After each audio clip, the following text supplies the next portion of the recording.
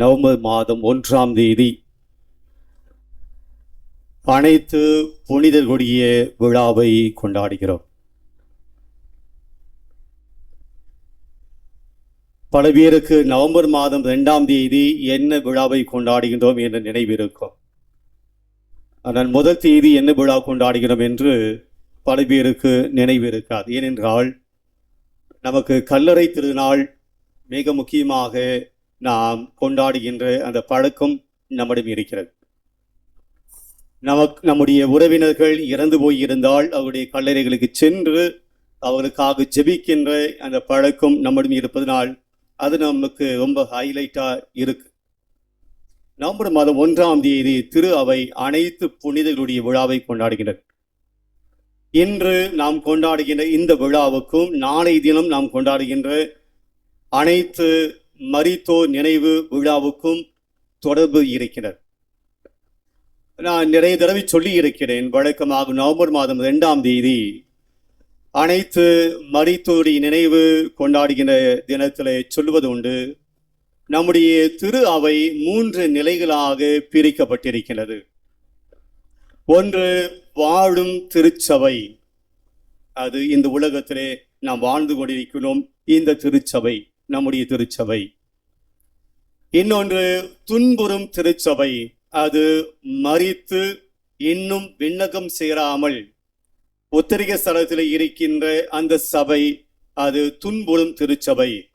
உத்தரிக ஸ்தலத்திலே ஜாலியாக இருக்க போறது கிடையாது, அது துன்புறும் திருச்சபை. தாங்கள் செய்த பாவங்களுக்குண்டான பரிகாரத்தை தேடுகின்ற திருச்சபை. அவர்கள் அந்த துன்பத்தை மேற்கொண்டு அந்த துன்பத்தின் வழியாக அவர்கள் அடுத்த வாழ்வுக்கு செல்கிறார்கள், அதுதான் வெற்றியின் திருச்சபை. ஆக 3 நிலைகளிலே திருச்சபை இருக்கிறது. வாழும் திருச்சபை, இந்த உலகத்திலே வாழ்ந்து கொண்டிருக்கின்ற நம்முடைய திருச்சபை. 2வது இறப்புக்கு பின்பாக இறந்தவர்கள் நித்திய வாழ்வை அடையாமல் இன்னும் உத்திரை ஸ்தலத்திலே தம்முடைய பாவங்களுக்காக துன்புறுகின்ற திருச்சபை. 3வதாக வெற்றியின் திருச்சபை, அதுதான் நித்திய வாழ்வு, மோட்ச வாழ்வு, வெற்றி அடைந்தவர்கள். இதற்கு முதல் வாசகத்திலே சொன்னது போல வெற்றி அடைந்தவர்கள் ஆண்டவரோடு இருக்கிறார்கள், அதுதான் மோட்சம். இன்றைக்கு நாம் கொண்டாடுகின்ற விழா இந்த வெற்றியின் திருச்சபை.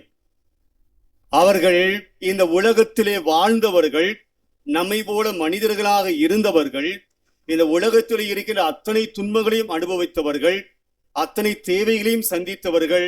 ஆனால் அவர்கள் கடவுளை தன்னதாக்கி கொண்டு கடவுளுக்கு ஏற்ற வாழ்க்கை வாழ்ந்ததனால் இந்த உலக வாழும் திருச்சபையை கடந்து, உத்தரிக திருச்சபையை கடந்து அவர்கள் வெற்றியின் திருச்சபை அடைந்திருக்கிறார்கள், மோட்ச வாழ்க்கை வாழ்ந்திருக்கிறார்கள். அவர்களைத்தான் நாம் புனிதர்கள் என்று சொல்லுகிறோம். இந்த புனிதர்களுடைய விழாவை இன்றைக்கு நாம் கொண்டாடுகிறோம். ஆக இன்று திரு அவையானது நம்மை புனிதர்களுடைய விழாவை, அந்த வெற்றியின் திருச்சபை நினைத்து கொண்டாட நம்மை அழைக்கிறது. எதற்காக இந்த வெற்றியின் திருச்சபை அல்லது புனிதர்களுடைய விழா கொண்டாட நாம் அழைக்கப்பட்டிருக்கிறோம்? புனிதர்களுடைய புகழை பாட, புனிதர்களுடைய பெருமையை பேச, புனிதர்கள் எல்லாம் இருக்கிறார்கள் அவரை பற்றி சிந்திக்க தியானிக்க, அவ்வளவுதான என்றால் இல்லை. நாம் விசுவாச பிரமாணத்தில் சொல்லுவோம், நம்பிக்கை அறிக்கையில சொல்லுவோம், புனிதர்களுடைய உறவை நான் விசுவசிக்கிறேன், புனிதர்களுடைய உறவை நான் நம்புகிறேன். அப்படி என்றால் புனிதர்களுடைய உறவிலே நான் இருக்க வேண்டும், புனிதர்களோடு நான் உறவு கொண்டாட வேண்டும். நான் மனிதர்களோடு உறவு கொண்டாடி கொண்டிருக்கிறேன், இந்த உலகத்துல மக்களோடு உறவு கொண்டாடி கொண்டிருக்கிறேன். இந்த உறவை கடந்து நான் புனிதர்களோடு உறவை கொண்டாட வேண்டும். அப்படி என்றால் திருச்சபை சொல்லுகிற செய்தி என்ன? நானும் புனிதனாக மாற வேண்டும். இங்க இருக்கிறவர்கள் எத்தனை பேர் புனிதனாக மாற வேண்டும் ஆசைப்படுறீங்க? கொஞ்சம் கைத்துக்கும் பார்ப்போம். நான் செயின்டாக மாற வேண்டும். மற்றவங்களாம் லூசிஃபரா? எத்தனை பேர் செயின்டா மாறணும்? ஐயோ, இப்ப இந்த பூசை வைக்கணும் அவசியமே கிடையாது. இப்ப நீங்களே என்னவா மாற போறீங்க? இல்லை, ஏதாவது ஒரு பதில் சொல்லுங்க. செயின்டா மாறல அப்படின்னு நரகத்துக்கு போக போறீங்க? நரகத்துக்கு போறவங்களுக்கான ஒரு பூசை இங்கே வச்சிருந்தது. நான் இப்போ கூட தைரியமாக நம்ம செயின்டா ஆகணும், புனிதர்களாக மாற வேண்டும். புனிதர்கள் என்றால் விண்ணகத்துக்கு செல்வது. இப்போ நீங்களாம் பார்த்து ரெடியா இருக்கிறீங்க போல நடக்குது போறது. ரெடியா இ பாஸ் வாங்கிட்டு ரெடியா வச்சுக்கிறீங்க நடக்குது. ஒரு தைரியமா நான்லாம் மோட்சத்துக்கு போவேன்ற ஒரு தன்னம்பிக்கை கூட நமக்கு இல்லைன்னா எங்க மோட்சத்துக்கு போக போறோம் நம்ம? அப்ப நான் நிறைய பூச வைக்கணும் பொழுது மக்களுடைய மனமாற்றத்துக்காக.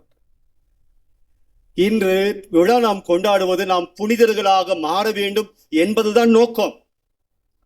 சும்மா ஃபீஸ்ட் கொண்டாடி போறது கிடையாது. ஒரு விழாவை கொண்டாடி விட்டு புனிதர்கள் இப்படி இருந்தாங்க, புனிதர்கள் அப்படி வாழ்ந்தாங்க, புனிதர்களுடைய வாழ்க்கை இப்படி இருந்துச்சு என்று காதலை கேட்டுவிட்டு செல்வதற்கல்ல. இந்த விழாவினுடைய நோக்கமே நீங்களும் நானும் புனிதர்களுடைய உறவை கொண்டாட வேண்டும், புனிதர்களுடைய உறவிலை சேர வேண்டும். அப்படின்னா we should become a saints. இதான் நோக்கம், இந்த விழாவினுடைய நோக்கம். அப்ப அந்த விழாவினுடைய நோக்கமே நம்மளுக்கு சம்பந்தம் இல்லாம இருக்கு. புனிதர்களாக மாற வேண்டும் என்ற ஆசை இல்லை. ஆசைலாம் இருக்கு, அதை தைரியமா கை தூக்க முடியல. வெளியே வந்து பின்னாடி சொல்ல இதெல்லாம் செய்யிட்டு கை தூக்கிச்சுப்ப இதெல்லாம் செய்தான் அப்படி நம்மளை வந்து கேலி பண்ணுவாங்க. அதுவே ஒரு கோடைத்தனம் தான். புனிதர்கள்லாம் வந்து கேலி பண்ணி கிண்டல் அடிச்சு அதையெல்லாம் தாண்டி வந்தவர்கள் தான் புனிதர்கள். எனவே இன்றைய விழா திருச்சபை நம்ம கொடுக்கிற முதல் செய்தி, இந்த விழாவை கொண்டாடுகிற நாம் எல்லாம் புனிதர்களாக மாற வேண்டும் என்று திருச்சபை ஆசைப்படுகிறது, திருச்சபை விரும்புகின்றது. அதனால் இந்த விழாவை கொண்டாடுகிறோம். இந்த விழா வந்து மிக பழமையான விழா, ரொம்ப தொடக்க காலத்திலே கொண்டாடப்பட்ட விழா. எனவே இந்த விழாவினுடைய மிக சுருக்கமான வரலாறை நாம் பார்த்து அதன் பின்பாக மறையுரைக்கு செல்வோம். 609 ஆண்டு 609 அந்த ஆண்டிலே மே மாதம் 13ஆம் தேதி திருத்தந்தை 4ஆம் போனிபஸ் என்கிற திருத்தந்தை அவர்கள், அப்போது திருத்தந்தையாக இருந்த நேரத்தில் அவர்கள் ரோமையில் இருக்கின்ற வத்திக்கானில் இருக்கின்ற இந்த பாந்தியோன் என்கின்ற ஒரு ஆலயத்தை கிறிஸ்தவர்கள் கைப்பற்றுகிறார்கள். பாந்தியோன் என்கின்ற ஒரு கோவில். அந்த கோவில் இருந்தது என்னவென்றால் அனைத்து விதமான கடவுள்கள் அங்கே வைத்திருந்தார்கள். எல்லா விதமான கடவுள்கள் அங்கே வைத்திருந்தார்கள்.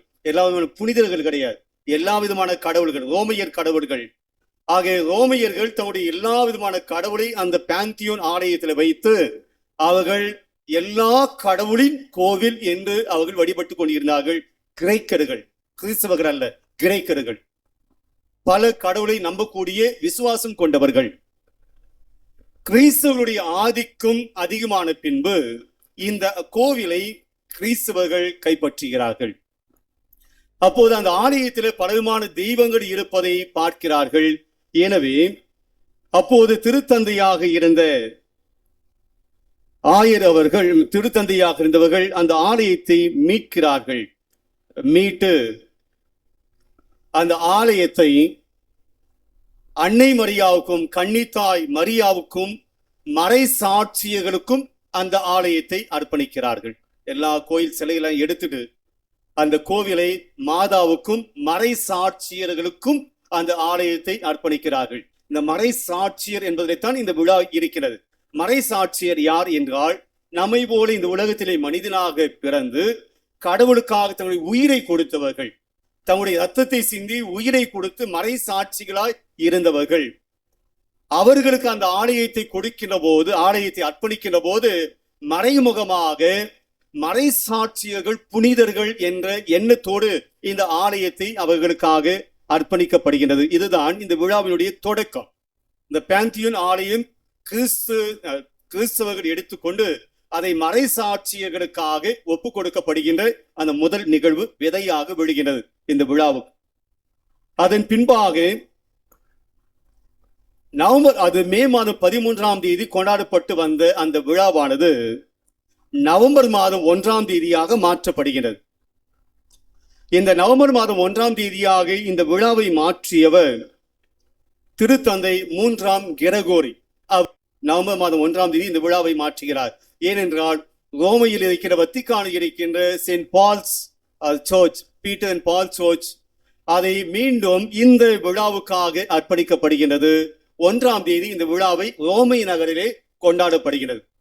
வேட்டிக்கன் ரோம் நகரில் கொண்டாடப்படுகிறது. நவம்பர் மாதம் 1ஆம் தேதி அனைத்து புனிதர்களுடைய விழா. 837ஆம் ஆண்டுதான் திருத்தந்தை 4ஆம் கிரகோரி அவருக்கு பின்பாக வந்தவர் 4ஆம் கிரகோரி இந்த விழாவை உலகம் முழுவதுமாக கொண்டாட வேண்டும் என்று சொல்லுகிறார். அன்றில் இருந்து இந்த விழாவை கொண்டாடி கொண்டிருக்கிறோம். 4ஆம் கிரகோரி அவர்கள் உலகம் முழுவதுமாக நவம்பர் மாதம் புனிதருடைய விழாவை கொண்டாட வேண்டும் என்று நமக்கு பணிக்கிறார். பிரியமானது, அப்ப இந்த விழாவை கொண்டாடுவதனுடைய நோக்கம் நான் ஏற்கனவே சொன்னேன், நாம் புனிதர்களாக மாற வேண்டும். எப்படி புனிதர்களாக மாறுவது? இதுதான் மிகப்பெரிய கேள்வி. எப்படி புனிதர்களாக மாற முடியும்? இப்ப நாம் எது வாங்கினாலும் நமக்கு ஒரு கைடு புக்கு கொடுக்குறாங்க. இந்த பொருளை இப்படியாக பயன்படுத்த வேணும். ஒரு மொபைல் போன் கொடுத்து அதுக்கு உண்டான ஒரு சீட்டெல்லாம் கொடுப்பாங்க. அதில் எப்படி இது ஓப்பன் பண்ணணும், எப்படி பிரிக்கணும், எப்படி பேட்டரி போட வேண்டும், அதெல்லாம் கடையில போட்டு வந்துடும், அது வேற விஷயம். ஆனால் எல்லா விதமான டீட்டெயில்ஸ் அங்கே இருக்கு. ஒரு கைட்லைன், ஒரு கைடு புக். ஒரு டிவி வாங்கினீங்கன்னா அதுக்குண்டான கைடு புக் இருக்கும். ஒரு டூருக்கு போனீங்கன்னா ஒரு கைடு புக் உங்களுக்கு கொடுப்பாங்க, எப்படி போக வேண்டும் என்று சொல்லி. எல்லாமே மேப் வந்துடுச்சு. ஒரு கைடு புக்கு ஒன்று இருக்கு. நாம் இதை செய்வதற்கு முன்பாக எப்படி நாம் செல்ல வேண்டும், எதை செய்ய வேண்டும் என்பதற்கு உண்டான ஒரு தெளிவான டீட்டெயில்ஸ் நமக்கு கொடுப்பது வழக்கம். நம்ம பார்த்து அது குப்பை தொட்டில் போடுவோம், அது வேற விஷயம். அதில் இன்னும் கூட பார்க்க மாட்டோம். அப்போ எப்போ கடைக்கு எடுத்து ஓடுவோம். அவன் சும்மா அந்த பட்டனை தட்டினா நல்லாயிடும், அவ்வளோ. அது இங்கேயே இருக்கும், ஆனால் நமக்கு தெரியாது. எதையுமே நம்ம படிக்கிறது கிடையாது, வாசிக்கிறது கிடையாது. இப்போ புனிதனாக மாற வேண்டும் என்றால் நமக்கு என்ன கைட்லைன்? நம்ம ஒரு செயின்டா மாற வேண்டும் என்றால் நமக்கு என்ன கைட்லைன்? எது நமக்கு ஒரு கைட்லைனாக கொடுக்கப்படுது? ஒரு வழிகாட்டியாக என்ன கொடுத்திருக்கிறார்கள் திருச்சபை? அப்படின்னா நான் பார்ப்பது இன்றைய காஸ்பல், இன்றைய நற்செய்தி. புனிதர்களாக மாற வேண்டும் என்றால் 8 வழிகள், அதாவது யூடியூப் தலைப்பாக கொடுத்திருக்கிறேன். ஒரு செயின்டாக மாற வேண்டும் என்றால் 8 வழிகள். இந்த 8 வழிகளை கடைபிடிச்சா நான் செயின்ட் ஆயிடுவேன்னா கண்டிப்பா ஆயிடுவீங்க. ஆனா கடைபிடிக்க முடியுமா என்பதுதான் பெரிய கஷ்டம். இப்போ முதல் ஒவ்வொன்றாக நாம் பார்க்க உங்களுடைய அன்போடு அழைக்கிறேன். இந்த 8 பேறுகள், 8 மழை பொழிவினுடைய கருத்துக்கள் நமக்கு மனப்பாடமா தெரியும். ஆனால் அது உள்ளே சென்று அதனுடைய ஆழத்தை நம்ம பார்ப்போம்னா பார்க்க மாட்டோம். சின்ன வயசுல மனப்பாடம் அப்படின்னா முதல்ல இதான் கொடுப்பாங்க, மழை பொழிய மனப்பாடம் படிச்சுட்டு வாங்க, பைபிள் இருந்து நம்மளாம் படிச்சிருப்போம், இப்ப மறந்துருப்போம். ஆனால் அதில் இருக்கிற உண்மை என்ன? இன்னைக்கு அழகாக தியான பாடலும் பாடப்பட்டது. ஒவ்வொன்றாக மிக சுருக்கமாக நான் பார்க்க உங்களை அன்போடு அழைக்கிறேன். 1, ஏழையின் உள்ளத்தோர் பேறு பெற்றோர் எனில் விண்ணரசு அவரது. தியான பாடலே ஏழைகளை நீங்கள் பேறு பெற்றோர், இது பழைய மொழிபெயர். இப்போது மொழிபெயர்த்திருக்கிறார்கள் ஏழைகளின் உள்ளத்தோர். ஏழைகளை பேறு பெற்றோர் அப்படி கடவுள் சொல்ல முடியாது. ஏழைகளை பேறு பெற்ற ஏழைகளாக இருக்கணுமா, அப்படி நம்ம வாழ வேணுமா, பசியும் பட்டினியுமாக, காசு இல்லாம அப்படி இருக்குமானா கடவுள் அப்படிப்பட்ட வாழ்க்கையை விரும்புவதில்லை. ஏழைகளின் உள்ளத்தோர் பேறு பெற்றோர். பிரியமான, இன்றைக்கு பல சமயத்துல நமக்கு பணத்தை தவிர மற்ற எல்லாம் என்னிடம் இருக்கிறது என்ற எண்ணம் நமக்கு இருக்கு. எல்லாம் எனக்கு தெரியும், யாரும் எனக்கு சொல்ல வேண்டிய அவசியம் கிடையாது. நான் படிச்சிருக்கேன், ஒன்னும் எனக்கு அட்வைஸ் எல்லாம் பண்ண வேண்டிய அவசியம் கிடையாது. I am very perfect, everything I have, எல்லாம் என்கிட்ட இருக்கு. யாரும் எனக்கு அட்வைஸ் பண்ண தேவையில்லை, யாரும் எனக்கு சொல்ல தேவையில்லை, யாரும் எனக்கு உதவ வேண்டிய அவசியம் இல்லை, சொந்த கால நிற்பேன். இது பணத்தை தவிர சில சமயத்துல பணம் கூட எல்லாம் எனக்கு இருக்கு, யாரும் எனக்கு உதவி செய்யணும் அவசியம் கிடையாது, எல்லாம் எங்களுக்கு இருக்கு, யாரும் தேவையில்லை, எல்லாம் என்னிடம் இருக்கின்றது என்ற மனநிலை இருக்கிறதே, இது கடவுளுக்கு அகெயின்ஸ்டான ஒரு மனநிலை. எல்லாம் என்னிடம் இருக்கிறது, ஐ எம் பர்ஃபெக்ட், எல்லாத்தையும் பர்ஃபெக்டா, என்னோட intellectual I am very perfect, எல்லாம் எனக்கு தெரியும். எமோஷனல் ஐ எம் பர்ஃபெக்ட், எல்லாம் எனக்கு தெரியும், நான் எப்படி நடந்துக்கிறேன் எனக்கு தெரியும், யாரும் எனக்கு அட்வைஸ் பண்ண வேண்டிய அவசியம் கிடையாது. I am very perfect, I am very perfect என்கின்ற எல்லாம் எனக்கு தெரியும், எல்லாம் என்னிடம் இருக்கிறது, யாரும் எனக்கு எதுவும் சொல்ல வேண்டியதில்லை என்ற இந்த மனநிலை இருக்கிறது. இது விண்ணரசு வாழ்வுக்கு செல்வதற்கு மிகப்பெரிய தடை. ஏழையின் உள்ளத்தோர், ஒரு ஏழை அடுத்தவர்கள் எனக்கு ஏதாவது கொடுப்பார்களா என்கிற ஏங்கும், யாராவது எனக்கு உதவி செய்வார்களா என்று ஏங்குவதுதான் ஏழையின் மனநிலை. இப்ப எல்லாம் என்னிடம் இருக்கிறது, யாரும் எனக்கு தேவையில்லை என்று நினைக்கிறவர்கள் கடவுளும் எனக்கு தேவையில்லை என்ற மனப்பான்மை வந்துவிடும். என்னுடைய களஞ்சியத்தை இடித்து பெரிதாக கட்டுவேன், இன்னும் பெரிதாக கட்டி என்னுடைய தானியங்களை எல்லாம் சேர்த்து வைப்பேன். என் மனதிலும் நானே சொல்லிக் கொள்வேன், மனமே உண்டு குடித்து திளைத்திடு, யாரும் எனக்கு தேவை கிடையாது, எல்லாம் என்னிடம் இருக்கிறது, மனமே உண்டு குடித்து திளைத்திடு, நீ சந்தோஷமா இரு, ஏன்னா எல்லாம் உங்ககிட்ட இருக்கு, யாரும் தேவை கிடையாது, கடவுள் கூட தேவை கிடையாது. ஆக இந்த ஏழையின் உள்ளம் என்பது எல்லாம் என்னிடம் இருந்தாலும் கூட இறைவனுக்கு முன்பாக நான் ஒன்றுமே இல்லை என்ற நினைப்பு தான் ஏழையின் உள்ளம். I am not perfect. நான் ஒன்றும் இல்லாதவன். நான் ஒரு உணர்ச்சி அடிப்படையிலே, உணர்வு அடிப்படையிலே, என்னுடைய அறிவின் அடிப்படையிலே, என்னுடைய திறமையின் அடிப்படையிலே, என்னுடைய புகழ்ச்சியினுடைய அடிப்படையில் நான் ஒன்றும் இல்லை, இறைவனுக்கு முன்பாக நான் ஒன்றும் இல்லை என்று எவன் நினைக்கிறானோ அவன்தான் ஏழையின் உள்ளம். அவனுக்குத்தான் விண்ணரசு சொந்தமாகிறது. இங்கே முன்பாக வந்து ஜெபித்தான் ஒருவன் பரிசேயன். எல்லாமே நினைவு இருக்கு. I am very perfect. நான் நோன்பு இருக்கிறேன், நான் உதவி செய்கிறேன், 10 பாகத்தை கொடுக்க, எல்லாம் பெர்ஃபெக்டா இருக்கேன். பின்னாடி ஒருத்தன் தானே ஐ எம் இம்பெர்ஃபெக்ட், நான் பெர்ஃபெக்ட் கிடையாது. இறைவன் அவனுடைய ஜெபத்தை ஏற்றுக்கொண்டார், இவனுடைய ஜெபத்தை ஏற்றுக்கொள்ளவில்லை. ஒருவேளை அவன் பெர்ஃபெக்டா தான் இருந்திருப்பான், அவன் ஃபாஸ்டிங் இருந்திருப்பான், பொய் சொல்லி இருக்க மாட்டான், 10 பாகத்தை ஏழைகளுக்கு கொடுத்திருப்பான், எல்லாம் கரெக்ட் செஞ்சான், செஞ்சதான் அவன் சொன்னான். ஆனால் he thinks that I have everything, I don't need God. அவன் கடவுளுடைய வார்த்தை அங்க சொன்னதே கிடையாது. விவிலியத்தை படிச்சு பாருங்க. அவனுடைய பகுதியில அவன் கடவுளுக்கு நன்றி சொல்லவும் இல்லை, கடவுள்கிட்ட வேண்டுதல் கேட்கவும் இல்லை, எனக்கு இது வேணும் அப்படி கேட்கவும் இல்லை, இதெல்லாம் நீங்க எனக்கு கொடுத்தீங்க அதுக்காக நன்றி அப்படின்னு சொல்லவும் இல்லை. அவனுடைய ஜபத்திலே கடவுளே கிடையாது, எல்லாம் என்னிடம் இருக்கிறது. ஆக முதல் செய்தி, ஏழையின் உள்ளத்தோர் பேர் பெற்ற விண்ணரசு அவர்களது. ஏழையின் உள்ளம் என்பது என்ன? இறைவா, உமக்கு முன்பாக நான் ஒன்றும் இல்லை. எளிமை இருக்கிறது, வசதி வாய்ப்பு இருக்கிறது, வீடு இருக்கிறது, வேலை இருக்கிறது, வருமானம் இருக்கிறது, ஆனால் உமக்கு முன்பாக நான் ஒன்றும் இல்லை என்று எந்த மனம் இறைவனை முதன்மைப்படுத்தி, இறைவனை மையப்படுத்தி, அவருக்கு முன்பாக நான் ஒன்றும் இல்லை, அவருடைய தயவிலே வாழ்கின்றேன் என்ற உள்ளத்தோடு வாழ்கின்றானோ அவன் ஏழையின் உள்ளம். அவன் இறைவன் எனக்கு வேண்டும் என்று ஏற்றுக்கொள்வான். கடவுள் எனக்கு வேண்டுங்க, கடவுள் தான் என்னுடைய வாழ்க்கை, கடவுள் இல்லாம நான் ஒன்னும் சாதிக்க முடியாது. என்கிட்ட அறிவு இருக்கு, பணம் இருக்கு, புகழ்ச்சி இருக்கு, வேலை இருக்கு, பெரிய வீடு இருக்கு, சம்பாத்தியம் இருக்கு, எல்லாம் இருக்கு, ஆனால் கடவுள் இல்லாம என் வாழ்க்கை கிடையாதுங்க என்று எவன் நினைக்கிறானோ அவன் ஏழையின் உள்ளம். அவன் விண்ணரசுக்கு உரியவன், அவன் மோட்சத்துக்கு போவான், நாம செயின்ட் ஆகலாம். 2, துயர் உருவோர் பேறு பெற்றோர், ஏனெனில் அவர்கள் ஆறுதல் காண்பர். கஷ்டப்படுகிறவன், துன்பப்படுகிறவன், துயரப்படுகிறவன் பேறு பெற்றோர். யாரும் ஏத்துக்க முடியுமா? அது கஷ்டப்படுறது பேறு பெற்றோர், நல்லது அப்படின்னு சொல்லி அவர்கள் கடவுளின் ஆறுதலை பெறுவர், ஆறுதலை பெறுவர். இது என்ன சொல்லுது இந்த வாக்கியம்? பிரியமானவர்களே, இங்க இருக்கின்ற பெரும்பான்மையாக 99% இனியும் சேர்த்து 99 பேருடைய மனதில் இருக்கக்கூடிய ஒரு கேள்வி, கண்டிப்பாக இருக்கக்கூடிய ஒரு கேள்வி என்னவாக இருக்குன்னு தெரியுமா? ஏன் நல்லவனுக்கு கெட்டது நடக்குது? இந்த கேள்வி இது வரைக்கும் வந்ததே இல்லை. ஃபாதர், யாரும் கை தூக்குங்க. நல்லவனுக்கு ஏன் கெட்டது நடக்குது? ஏன் கடவுள் அனுமதிக்கிறார்? நான் நல்லா தான் இருக்கேன், பூசைக்கு வரேன், ஜெபம் பண்றேன், எல்லாம் நல்லதான் செய்யறேன், கடவுள் பக்தியா இருக்கேன், விசுவாசமா இருக்கேன், எல்லாம் நல்லது, நான் எந்த குறையும் வைக்கல, ஆனால் நான் நல்லவனா இருக்கேன், எனக்கு நடக்குதெல்லாம் கெட்டதா நடக்குது, ஏன்? இந்த கேள்வி எனக்கு நிறைய வாட்டி வந்திருக்கு. உங்களுக்கு? நம்மளுக்கு வராது, நாம ரொம்ப நல்லவன் வராது. இது முடிவோடு தான் வந்துருக்கு, என்ன கேட்டால் பதில் சொல்ல மாட்டோம் அப்படின்னு. ஓகே, யாருக்கா வந்திருக்குங்களா? கெட்டவன் நல்லவனுக்கு ஏன் கெட்டது நடக்குது? நல்லவங்களா இருந்தா தானே நடந்திருக்கும் கெட்டது, நம்ம கெட்டவங்களாகும் கெட்டதான் நடக்கும். இல்லை, உங்க அமைதி அப்படிதான் தெரியுது. நல்லவங்களுக்கு ஏன் கெட்டது நடக்கணும் வந்திருக்கா அப்படின்னா அமைதியா இருக்கீங்க. நான் நல்லவங்களே இல்லை, அதனால எதுவும் கெட்டது நடக்கலை அப்படின்னு சொல்ல போல இருக்கு உங்க அமைதி. பரவாயில்ல. பெரும்பான்மையாக பல பேர் என்னை சந்திக்க வந்திருக்கின்ற, அல்லது நான் குடும்பத்தை சந்திக்கிற போது கேட்ட கேள்வி இதுதாங்க, இறை மக்களிடம் வந்த கேள்வி. ஏன் ஃபாதர் எங்களுக்கு கெட்டது நடக்குது?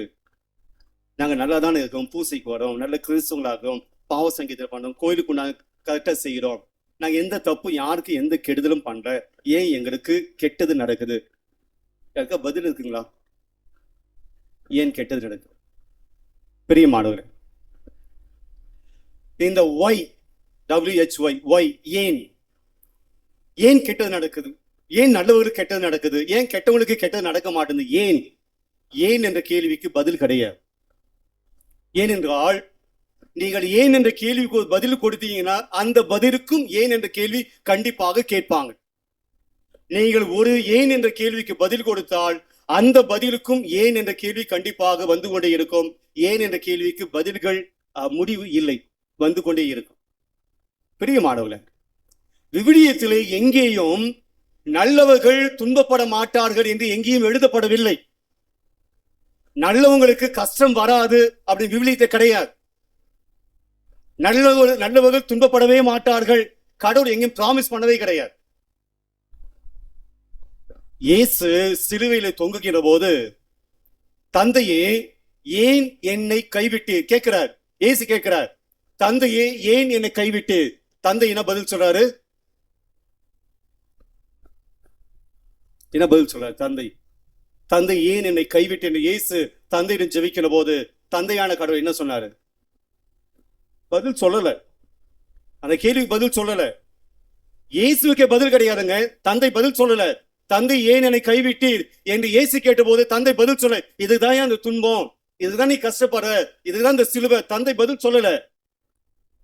இயேசுவுக்கு ஏன் என்ற கேள்விக்கு பதில் தெரியல, பதில் வரல அப்படின்னா தந்தையான கடவுள் பதில் சொல்லனா உங்களுடைய ஏன் என்ற கேள்விக்கு தந்தை பதில் சொல்வாரா? பிரியமானவர்களே, விவிலியத்தில் துன்பம் கஷ்டம் நல்லவர்களுக்கு ஏற்படுகிறது ஏன் என்று கேட்டால் இறைவன் ஒருபோதும் பதில் சொல்வதில்லை. ஏனென்றால் இயேசு கடவுள் நல்லவர்கள் கஷ்டப்பட மாட்டாங்க அப்படின்னு சொல்லவே இல்லை. அவர் என்ன சொன்னாரு? உன் சிலுவையை சுமந்து கொண்டு என்னை பின்பற்றி வா அப்படின்னு தான் சொன்னாரு. சிலுவையை சுமந்து கொண்டு வான்னு சொன்னாரு, ஒழிய சும்மா கையாட்டிட்டு வான்னு சொல்லல.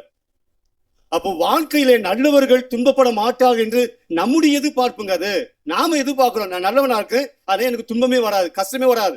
அது உங்களுடைய எதிர்பார்ப்பு, இறைவன் ப்ராமிஸ் பண்ணல. அப்ப விவிலியத்தில் நிறைய இடத்துல சொல்லி இருக்கு. என்ன சொல்லியிருக்கு அப்படின்னா, துன்பப்படும் போது நான் உனக்கு ஆறுதலாக இருப்பேன், துன்பப்படும் போது நான் உனக்கு பக்கபலமாக இருப்பேன், துன்பப்படும் போது உனக்கு துணையாக இருப்பேன். கஷ்டமே வராது நான் சொல்லல, நீ கஷ்டப்படும் போது உன் பக்கத்தில் நான் இருப்பேன்னு சொல்லினா அதான் ஆறுதல். துன்பப்படுவோர் பேறு பெற்றோர், ஏனில் அவர்கள் கடவுளுடைய ஆறுதலை கண்டடைவர். கஷ்டமே வராது அப்படின்னு சொல்லல. இன்னைக்கு நாம் அதை ஏத்துக்க முடியுதா? என் வாழ்க்கையில் துன்பம் வரட்டும், ஆனால் கடவுளுடைய ஆறுதல் எனக்கு இருக்கு, அதை வச்சு நான் வாழ முடியும் அப்படின்னு நம்ம ஜெபிக்கிறோமா? அல்லது துன்பமே வரக்கூடாது, துன்பமே வரக்கூடாது அப்படின்னு நம்ம ஜெபம் பண்ணிட்டு இருக்கோமா? ஆக நம்முடைய ஜெபமே தப்பா இருக்கு. பிரியமானவர்களே, இரண்டாவது இந்த பேரு என்ன சொல்லுது என்றால், துன்பப்படுகின்ற போது இறைவனுடைய ஆறுதல் நமக்கு கண்டிப்பாக இருக்கும். இப்ப கடவுளை நம்புறவனும் கஷ்டப்படுறான், கடவுளை நம்பாதவனும் கஷ்டப்படுறான் இல்லைங்களா? கடவுளை நம்பாதவன் கஷ்டப்படவே இல்லை அப்படி யாரும் இருக்காங்களா? கடவுளை நம்பாதவன் அவன் வாழ்க்கையில் எந்த துன்பமும் கிடையாது அப்படி யாரும் இருக்காங்களா? அவங்களுக்கு இடதான் தெரியும். நாங்களாம் கடவுளை நம்புறோம். இப்ப கடவுளை நம்புகின்றவர்களுக்கும் கஷ்டம், கடவுளை நம்பாதவனுக்கும் கஷ்டம். இப்ப நான் ஏன் கடவுளை நம்பணும்? ஒரு கொஸ்டின் வருது. கடவுளை நம்பாதவனுக்கு கஷ்டம் வருது, எனக்கும் வருது, நான் ஏன் கடவுளை நம்பணும்? பிரியமானவர்களே, ரெண்டு பேரும் கஷ்டப்படுறீங்க, ரெண்டு பேரும் கஷ்டப்படுகின்றோம். ஆனால் அவனுக்கு கடவுளுடைய ஆறுதல் கிடைக்குமான? கிடைக்காது. ஏனென்றால் அவன் கடவுளை நம்பவே இல்லை. ஆனால் எனக்கு கடவுளுடைய ஆறுதல் கிடைக்கும். ஏனென்றால் அவர் என்னோடு இருக்கிறார், அவர் ஆறுதல் கொடுக்கிற கடவுளாக இருக்கிறார். என் துன்பத்தில் அந்த ஆறுதல் எனக்கு மிகப்பெரிய சக்தியாய் மாறுகிறது. நீங்க எத்தனை பேரு பலவிதமான சந்திக்க முடியாத துன்பங்களை சந்திச்சிருக்கிறீங்க, கஷ்டப்பட்டு இருக்கிறீங்க. ஆனா அந்த சமயத்தில் எல்லாம் யாரோ ஒருவர் நமக்கு ஆறுதலாக, நம்பிக்கை கொடுக்கிறவராக, நம்மை தாங்கி பிடிக்கிறவராக, இன்னும் வாழ முடியும் என்கிற வார்த்தையை சொல்லுகிறாக ஒருத்தர் வந்தாரு. அது யார்? அது அங்கேதான் இறைவன் வருகிறார். ஆறுதலாக நமக்கு ஆறுதலை கொடுக்க வருகிறார். இன்னும் வாழ முடியும், நம்பிக்கை இழந்து விடாதே, தைரியமா போ என்று மீண்டும் மீண்டும் ஆறுதல் கொடுக்கிற கடவுள் நம்மோடு வருகிறார். ஆக இறைவன் துன்பத்தை கொடுக்கிற போது ஏன் கேட்காதீங்க, ஏன் கடவுளே துன்பம்? பதில் கிடையாது. அதுக்கு மாறாக துன்பம் வருகிற போது ஆண்டவர் எனக்கு ஆறுதலாக வாரும், எனக்கு கம்ஃபர்ட் பண்ணும், எனக்கு கம்ஃபர்ட்னஸ் கொடுக்கும், எனக்கு ஒரு தைரியத்தை தாங்க, ஒரு வலிமையை தாங்க. அப்படியே நம்முடைய ஜெபம் இருக்க வேண்டும். அவர்கள் ஆறுதல் பெறுவார்கள். துன்பத்தை சாபமாக பார்க்கிறவர்கள் அல்ல, துன்பத்தை கஷ்டத்தை ஒரு சவாலாக பார்த்து இறைவனுடைய உதவியை தேட வேண்டும். மூன்றாவதாக நாம் பார்ப்பது கனி உடையோர் பேறு பெற்றோர். இந்த வாக்கியம் பாடலை பாடுகிற போது அந்த வார்த்தை எனக்கு பிடிச்சிருந்தது. இந்த வார்த்தையை விட கனி உடையோர் பேறு பெற்றோர் என்பதை விட சாந்தம் உடையோர் பேறு பெற்றோர், அந்த வார்த்தை ரொம்ப அழகா, சாந்தமாயிருங்க. இந்த கனி வென்றது நமக்கு புரியாத வார்த்தையாது. சாந்தமுடையோர் பேறு பெற்றோர், பி கூல், காம், அமைதியா பொறுமையா இருக்கு. இங்கே இந்த வார்த்தை நமக்கு மிகப்பெரிய கொஸ்டினை நமக்கு ஏற்படுத்துது. கனி உடையோர் அல்லது சாந்தமுடையோர் பேறு பெற்றோர், ஏனெனில் அவர்கள் நாட்டை உரிமையாக்கி கொள்வர். விண்ணக வீட்டை அல்ல, விண்ணக வீட்டை உரிமையாக்கி கொள்வதுனா ஒத்துக்கலாம். சாந்தமா இருக்கிறவங்க கடவுள் மோட்சத்துக்கு போயிடுவாங்க, அவங்களுக்கு அந்த நாடு சொந்தமாகும். ஆனா இந்த உலகத்திலே போட்டி, பொறாமை, வலிமை உடையவன் வாழ்வான், வலிமை உடையவன் பிழைப்பான், வலிமை உடையவன் தான் எல்லாவற்றையும் அபகரிப்பான் என்று வலிமைக்கு அதிகமாக முக்கியத்துவம் கொடுக்கிற, பவருக்கு அதிகமாக முக்கியத்துவம் கொடுக்கிற, ரவுடித்தனத்துக்கு அதிகமாக முக்கியத்துவம் கொடுக்கிற, இந்த கேடிகளுக்கு அதிகமாக முக்கியம் கொடுக்கிற இந்த உலகத்துல ஆண்டவர் சொல்றாரு, கனி உடையவன் இந்த நாட்டை உரிமையாக்கி கொள்வான். ஒரு துண்டு சென்ட்டு கூட உரிமையாகாது. கனி உடையவன், சாந்தமுடையவன் ஏமாத்தி போயிட்டே இருப்பாங்க. அதான உலகம். எப்படி ஆண்டவர் சொல்றாரு, சாந்தமுடையவன், அமைதியாக இருக்கக்கூடியவன், கனிவோடு இருக்கக்கூடியவன் இந்த நாட்டை சொந்தமாக்கி கொள்வான். கான்ட்ரடிக்ஷனா இருக்கு. எல்லாம் ஏமாத்தி போற உலகத்துல, வலிமை இருந்தால் அடிச்சு உதைச்சு எடுத்துக்கூடிய பிடுங்கக்கூடிய உலகத்துல எப்படி சாந்தமா அமைதியா கனிவோடு இருக்கிறவன் நாட்டை உரிமையாக்கி கொள்வான்? ஈஸ் என்ன சொல்ல வர்றாரு? பிரியமானவர்களே, இன்றைக்கு நம்முடைய வாழ்க்கையில எது நடந்தாலும் டென்ஷன் ஆகக்கூடிய மனம் நம்மிடம் இருக்கிறது. எது நடந்தாலும் டென்ஷன், எது நடந்தாலும் கோபம், எது நடந்தாலும் எரிச்சல், எது நடந்தாலும் ஆத்திரம், அடிக்குது, உதைக்கிறது, கோபப்படுறது, சண்டை போடுறது. பிரியமானவர்களே, நம்முடைய உணர்வுகளை கட்டுப்படுத்த தெரியாத உலகத்திலே வாழ்ந்து கொண்டிருக்கிறோம். I cannot balance my emotions. என்னுடைய உணர்வுகளை என்னால் கட்டுப்படுத்த முடியல. கோபம் வந்த வெறித்தனமா பண்றது, கோபம் வந்த வெறித்தனமா பேசுவது, என் உணர்வுகளை கட்டுப்படுத்த முடியாத உலகத்தில் இருக்கிறோம். அதனால் கோபப்படுறவன் வலிமையானவன், எதிர்க்கிறவன் வலிமையானவன், அமைதியா போறவன் கோழை, அமைதியா இருக்கிறவன் பிழைக்க தெரியாதவன். இதுதான் இன்னைக்கு உலகம் பார்க்குது. அடிக்கிறவன், உதைக்கிறவன், கோபப்படுவன், எரிச்சல் படுறவன் இவெல்லாம் வலிமையானவன், அமைதியாக இருக்கக்கூடியவன், எல்லாவற்றையும் பொறுமையாக பார்க்கக்கூடியவன், பொறுமையாக டீல் பண்ணக்கூடிய இவெல்லாம் கோடைகள். பிரியமானவர்களே, நீங்கள் எவ்வளவுதான் எதிர்ப்பு, எவ்வளவுதான் சண்டை, கோபம், ஆத்திரம், எவ்வளவுதான் சம்பாத்தி எல்லாம் நீங்க வச்சுக்கிட்டாலும் உங்களை சுற்றி இருக்க போவது யார்? நீங்க மிகப்பெரிய வலிமை உடையவனாக இருக்கலாம், மிகப்பெரிய தைரியம் உடையவனாக இருக்கலாம், மிகப்பெரிய சண்டை போடக்கூடியவனாக இருக்கலாம், எல்லாரும் உங்களை பார்த்து பயப்படக்கூடியவனாக இருக்கலாம், முரட்டுத்தனத்தோடு இருக்கலாம், பெரிய ரவுடியா இருக்கலாம். உன்னை சுற்றி இருக்க போவது யார்? யார் இருப்பாங்க கூட? உன்னை சுற்றி உன் எதிரிகள் தான் இருப்பாங்க. நீ என்ன இந்த சமூகத்தில் நீ சம்பாதிக்க போற? நீ எல்லாரையும் அடிச்சு உதைச்சு கோபப்பட்டுக்கிட்டு, எரிச்சல் பட்டுக்கிட்டு, ஆத்திரப்பட்டு, திட்டிக்கிட்டு எல்லாரையும் நீ பண்ணிட்டு இருந்தா உன்னை சுற்றி இருக்கிறவெல்லாம் உனக்கு நண்பர்களாக இருப்பார்களா? கிடையாது. உன்னுடைய எதிரிகளை தான் இந்த உலகத்திலே சம்பாதிப்பாய். அதைத்தான் ஆண்டவர் சொல்றார், நீ கனிவோடு இருக்கிறவன், சாந்தமோடு இருக்கிறவன் உறவுகளை சம்பாதிப்பான், நாட்டை சம்பாதிப்பான். ஆனால் நீ எல்லாத்தையும் கோபம், அடிதடி, சண்டை இப்படியாக இருந்தால் உன்னை சுற்றி இந்த உலகம் இருந்தாலும் கூட, நீ பெரிய இடத்தை வாங்கியிருந்தாலும் கூட உன்னை சுற்றி இருக்குது, you are going to get your enemies. உன்னை சுற்றி இருக்கலாம் உன்னுடைய பகையாளிகளாகத்தான் இருப்பார்கள், உடைய உன் உறவுகள் இருக்காது, சொந்த பந்தம் இருக்காது. ஆண்டவர் சொல்ல, கனிவோடு இருக்கிறவன் உறவுகளை தேடிக் கொள்கிறான், சாந்தமோடு இருக்கிறவன் இந்த நாட்டை தேடிக் கொள்கிறான். ஆனால் அடிதடி, சண்டை, கோபமாறு இருக்கிறவர்கள் இந்த உலகத்துல அவன் எதிரிகளை தான் சம்பாதிக்கிறான். நாம் யாரை சம்பாதிச்சு வச்சிருக்கிறோம்? நான்காவதாக வேகமாக, நீதி நிலைநாட்டும் வேட்கை கொண்டோர் பேறு பெற்றோம். நீதி நிலைநாட்டும் வேட்கை கொண்டோம். இந்த நீதி நிலைநாட்டம்னா போயிட்டு சமூகத்தை போயிட்டு சண்டை போட்டு போராட்டம் நடத்தி நீதியை, ஆண்டவர் அதை பத்தி பேசுறாரா? ஆண்டவர் அதை பத்தியும் பேசுறார். நாம் சமூக நீதிக்கு குரல் கொடுக்க வேண்டும். ஆனால் ஆங்கிலத்தில் இந்த வார்த்தைக்கு என்ன போட்டு, ரைச்சியஸ்னஸ். அந்த வார்த்தையை பலவிதமாக நாம் புரிந்து கொள்ளலாம். உண்மை உடையவராக இருப்பது, நேர்மை உடையவராக இருப்பது, நீதியோடு வாழ்வது, மனசாட்சிக்கு பயந்து வாழ்வது, ஒழுக்கம் உடையவராக இருப்பது, இப்படி பல வார்த்தைகள். அப்போ நீதியின்படி, நீதியின் வேட்கை கொண்டு வாழ்வது என்பது என்ன? ஒருவன் தன்னுடைய வாழ்க்கையை உண்மை உடையவனாக வாழ்வது, நேர்மையோடு வாழ்வது. இந்த சமூகத்தில் நடக்கிற எல்லா விதமான போராட்டங்கள் சென்று நீதியை நிலைநாட்டுவதற்கு முன்னாடி உன்னுடைய வாழ்க்கையில உன் மனசாட்சிக்கு ஏற்ற போல நீதியோடும் நேர்மையோடும் இருக்கிறியா? நீ பேசுவதற்கும் நீ வாழ்வதற்கும் சம்பந்தம் இருக்கா? உன்னுடைய மனசாட்சியின்படி நீ நீதியோடு நேர்மையோடு உண்மை உடையவனாக இருக்கிறாயா என்பதுதான் இது நமக்கு, இந்த பேரு நமக்கு சொல்லுவது. அவர்கள் நிறைவு பெறுவர். பிரியமானவர்களே, ஒரு பையன் அம்மா கிட்ட போயிட்டு, அம்மா எனக்கு இந்த வேலையை விட, இப்ப நான் செய்யற வேலையை விட எனக்கு இன்னும் கொஞ்சம் அதிகமா சம்பளம் கொடுக்குறாங்க, அந்த வேலைக்கு நான் போகட்டுமா அப்படின்னு கேட்கிறான். அம்மா சொல்றாங்க, போ மகனே, ஒன்றும் பிரச்சனை இல்லை. ஆனால் எனக்கு ஒரு சின்ன கண்டிஷன், ஒரு செய்தியை சொல்லணும்னு ஆசைப்படுகிறேன். என்னம்மா சொல்லுங்க. நீ இந்த வேலை செஞ்சுட்டு இரவில வந்து உன்னுடைய அறையில நீ படுப்பாய். நீ பெட்ல படுத்து தூங்கும் போது நான் காலையில உன்னை எழுப்புவதற்காக வருகிற போது நான் உன்னை பார்ப்பது உண்டு தினந்தோறும். அப்படி தினந்தோறும் உன்னை பார்க்கிற போது மகனி நீ அயர்ந்து தூங்கி கொண்டிருப்பாய், ரொம்ப களைப்போடு தூங்கி கொண்டிருப்பாய். பீஸ்ஃபுல் ஸ்லீப், அமைதியான ஒரு உறக்கம், எவ்விதமான சலனம் இல்லாமல் ஒரு உறக்கம், எவ்விதமான ஒரு டிஸ்டர்ப் இல்லாத ஒரு உறக்கத்தை நான் பார்த்து இருக்கிறேன் இதுவரையிலும். நீ இனிமேல் இன்னொரு வேலைக்கு செல்கிற போதும் அப்போதும் இதே உறக்கத்தை நான் பார்க்க வேண்டாம்.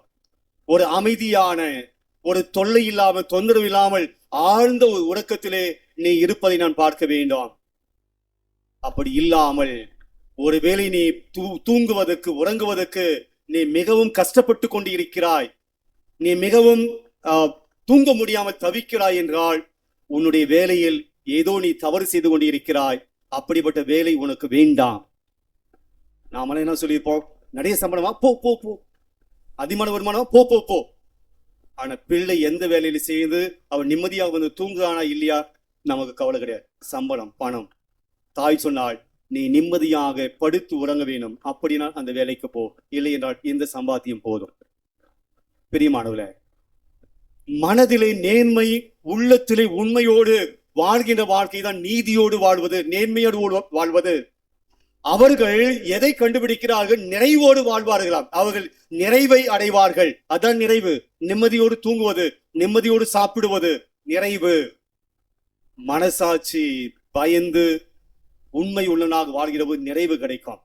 மனசாட்சி எடுத்து விட்டு குற்ற உணர்வோடு, பய உணர்வோடு, அச்ச உணர்வோடு என்ன நடக்கும், ஏது நடக்கும் என்று ஒவ்வொரு நாளும் படுத்து தூங்க இயலாமல் நாம் வாழ்கிறோம் என்றால் அது நீதியான, நேர்மையான, உண்மையான வாழ்க்கை அல்ல. அவங்க நிம்மதியா இருக்க முடியாது, நிறைவாக இருக்க முடியாது. அடுத்ததாக, இரக்கமுடையோர் பேறு பெற்றோர், ஏனெனில் அவர் இரக்கம் பெறுவர். இரக்கம் சொன்ன உடனே நாம் அடுத்தவங்களுக்கு பண உதவி செய்வதுதான் இரக்கம் அப்படின்னு நினைச்சுக்கிறோம். அடுத்தவங்களுக்கு இறக்கப்பட்டு உதவி செய்வது. பிரியமானவர்கள், அடுத்தவருக்கு இறக்கப்பட்டு நான் உதவி செய்வதற்கு முதலில் என்னிடம் என்ன இருக்க வேண்டும்? அடுத்தவருக்கு நான் இறக்கப்படுவதற்கு முன்பாக நம்முடைய வாழ்க்கையில என்ன நடக்கிறது என்பது முக்கியம் கிடையாது. என்ன வேணா நடக்கும். இன்னைக்கு ஃபுல்லா எனக்கு சந்தோஷமான விஷயம் தான் நடக்கணும் அப்படி எதிர்பார்க்க முடியுமா? முடியாது. என்ன வேணாலும் நடக்கும். என் வாழ்க்கையில என்னென்ன நடக்கிறது என்பது முக்கியம் கிடையாது. ஆனால் என் வாழ்க்கையில் நடப்பதையெல்லாம் நான் எப்படி எடுத்துக்கொள்கிறேன் என்பது மிக முக்கியம். How I react. என் வாழ்க்கையில நடக்கிற ஒவ்வொரு காரியத்துக்கும் நான் எப்படி ரியாக்ட் பண்றேன். எல்லாரும் என்ன வந்து அமைதியா பேசுவாங்க, சமாதானமா பேசுவாங்க, அன்பா பேசுவாங்க, மகிழ்ச்சியா பேசுவாங்க. இல்ல, நான் நினைக்கிற காரியம் தான் நடக்கும். இல்ல, நான் நினைக்காத காரியம் நடக்கும், என்னை எதிர்பார்க்காத காரியம் நடக்கும். ஆனால் how I am going to react, அந்த நிகழ்வுகளை வைத்து நான் எப்படி நான் செய்ய போகிறேன், அதுக்கு எதிர்வினையாக நான் என்ன கொடுக்க போறேன். பிரியமானவர்களே, பல சமயத்துல positive thoughts and negative thoughts, பல சமயத்தில் நம்முடைய இந்த நெகட்டிவ் தாட்ஸ் நமக்குள் இருக்கின்ற நல்ல செயல்களை தடைப்படுத்துகிறது. அப்ப நான் இறக்க காரியங்களை செய்யணும் அப்படின்னா எனக்கு முன்னாடி இருக்க வேண்டியது என்னன்னா, நான் பாசிட்டிவா திங்க் பண்ணணும்.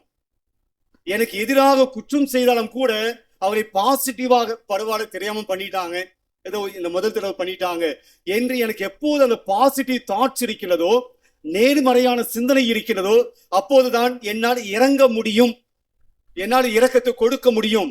நான் எல்லாத்தையும் நெகட்டிவா பார்ப்பேன், எல்லாம் எதிர்மறையா பார்ப்பேன், எல்லாரையும் கெட்டவனா பார்ப்பேனா நீங்க எப்படி இறக்கப்பட முடியும்? அப்ப இறக்க முடியோர் என்பது இயேசு சொல்வது you have to possess a positive thoughts. நேர்மறையான எண்ணங்கள் இருக்கிறவர்கள் தான் இறக்க முடியவர்களாக இருக்க முடியும். அவர்கள் அடுத்தவனுக்கு நல்லது பண்ண முடியும். எல்லாருமே மகிழ்ச்சியா இருக்குன்னு ஆசைப்படுறோம். எல்லாருமே இல்லைங்க, அதுல உடன்பாடே கிடையாது. மகிழ்ச்சியாக நினைக்கிறதே கிடையாது. அப்படி யாரும் சொல்றது இல்லை. எல்லோருமே மகிழ்ச்சியாக வாழ வேண்டும் என்றுதான் ஆசைப்படுகிறோம். ஆனால் மகிழ்ச்சி உண்டாவதற்குண்டான காரியங்களை நாம் செய்கிறோமா? மகிழ்ச்சியாக ஆசைப்படான எது மகிழ்ச்சியை கொடுக்கும், எது சந்தோஷத்தை அந்த காரியங்கள் செய்ய வருகிற போது நாம் செய்ய மாட்டோம். அடுத்தவனுக்கு உதவி செய்யக்கூடிய சூழல் வரும்போது செய்ய மாட்டோம். ஆனால் எனக்கு மற்றவர்களுக்கு உதவி செய்ய வேண்டும் என்று நாம் எதிர்பார்த்து கொண்டிருப்போம். எப்படி கிடைக்கும்? ஆக இரக்கம் உடையவர்களாக இருக்கிறவர்கள் அடுத்தவருடைய இரக்கத்தை பெறுவார்கள். நீங்க அடுத்தவங்களை மகிழ்ச்சி படுத்தினால் அவர்கள் உங்களை மகிழ்ச்சி படுத்துவார்கள். நீங்க இரக்கத்தை காமிச்சீங்கன்னா அவங்க இரக்கத்தை காட்டுவாங்க. அடுத்து தூய உள்ளத்தோர் பேறு பெற்றோர். ரொம்ப சிம்பிளா, ஒரு கணவன் மனைவி ஒரு அபார்ட்மெண்ட் புதுசா வாங்குறாங்க. மேல 10வது மாடி, ஜன்னல் ஓரமா இங்கிருந்து பார்த்தா அந்த பிளாட்ல இருக்கக்கூடிய ஆட்கள் எல்லாம் தெரியும். அப்ப தினந்தோறும் அந்த மனைவி தன்னுடைய கணவனிடம் காலையில காஃபி உட்கார்ந்து பேப்பர் படிக்கிற போது இந்த ஜன்னல் வழியாக பார்ப்பார்கள். பார்த்து தன்னுடைய கணவனிடம் அந்த மனைவி சொல்லுவாளாம், அந்த பக்கத்து வீட்டுல இருக்கக்கூடிய ஒரு லேடியை பார்த்து, என்ன லேடி இது, ஒரு துணியை துவைக்க மாட்டாளா, எப்ப பார்த்தாலும் அழுக்கு பிடிச்ச துணியை போட்டு நடக்கா, ஒரு நல்ல துணியை போடுறது கிடையாது, சுத்தமான துணியை போடுறது கிடையாது தன்னுடைய கணவனிடம் சொல்வார். கணவன், நமக்கே அந்த வம்பு, ஒவ்வொரு நாளும் இப்படியே அந்த பெண்ணை பார்ப்பது, தன்னுடைய கணவனிடம் சொல்வது, நல்ல உடை உடுத்துவதில்லை, அழுக்கான உடை, துணிகளை துவைப்பதில்லை, டர்ட்டி உமன், இப்படியாக கமெண்ட்ஸ் கொடுத்துட்டேன். அதே போல ஒரு நாள் கணவன் காஃபி கொண்டு போய் உட்காருகிறான். மனைவி வருகிறாள்.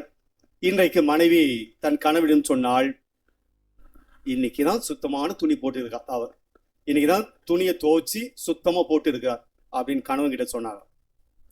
அப்ப கணவன் சொன்னார், கிடையாது, இன்னைக்குதான் நான் ஜன்னலையே தொடச்சேன், நம்ம வீட்டு ஜன்னலை இன்னைக்குதான் நான் தொடச்சேன், அதனால் அவள் அணிந்திருக்கிற உடை சுத்தமாக தெரிகிறது. இத்தனை நாள் நம்முடைய வீட்டினுடைய ஜன்னல் கதவு தான் அழுக்கு படிந்திருந்தது. அழுக்கு படிந்த அந்த கண்ணாடி வழியாக நீ அந்த பெண்ணை பார்த்தாய், அழுக்கு படிந்தது போல உனக்கு தெரிந்தது. அழுக்கு நம்மிடம் தான் இருந்தது, ஜன்னல் இருந்தது. பிரியமானவர்களே, தூய உள்ளத்தோடு பார்க்கிறவர்கள் கடவுளை காண்பார். மனதில் எல்லா விதமான குழப்பமான எண்ணங்கள், எல்லா விதமான டிப்ரெஷன், எல்லா விதமான வருத்தங்கள், கவலைகள், நீங்க இங்க வந்தீங்கன்னா நீங்க கடவுளை பார்க்க முடியாது. எப்போது பார்த்தாலும் உங்களுடைய உள்ளத்திலே குற்ற உணர்வு, பகைமை எண்ணம், பொறாமை, பாவங்கள், இப்படி இறைவனுக்கு பிடிக்காத எண்ணங்களோடு நீங்கள் வருகிற போது நீங்கள் இங்கே இருந்தாலும் இறைவனை பார்ப்பது கிடையாது. சாதாரண ஒரு எடுத்துக்காட்டு சொல்லுங்க. நீங்க ரொம்ப அவசரமாக இங்க வெளியே போறீங்க. அவசரமாக போகிற சமயத்துல சாவி, வண்டியினுடைய சாவியை நீங்க தேடிட்டு இருப்பீங்க. சில பேர் கரெக்டாக எடுத்து வச்சுட்டு அவசரமா கிளம்புவாங்க. சில பேர் அவசரமா கிளம்பிட்டு சாவியை தேடுவாங்க.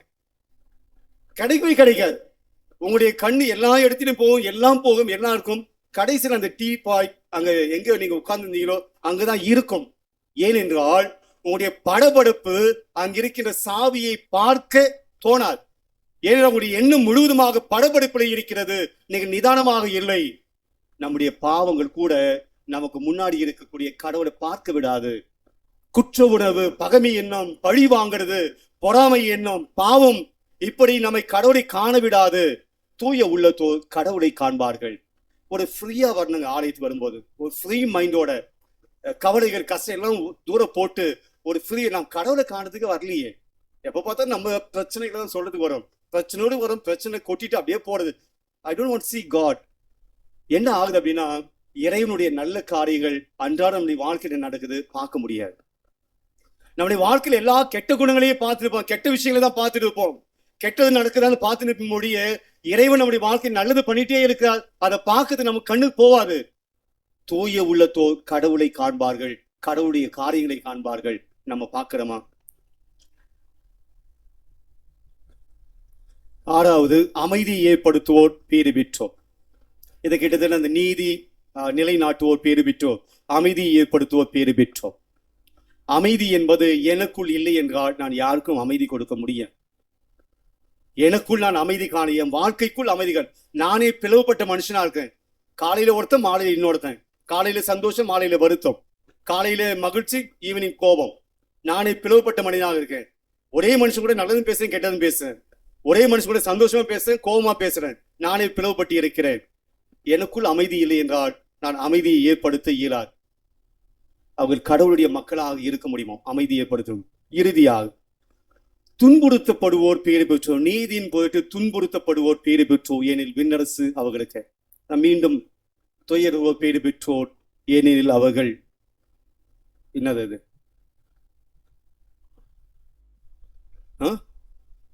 ஆறுதல் பெற. Very good.